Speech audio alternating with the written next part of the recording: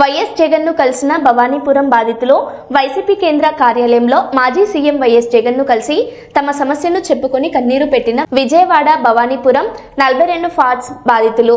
ఇటీవల జేసీబీలు బుల్డోజర్లతో 42 ఫ్లాట్స్ కూల్చివేత.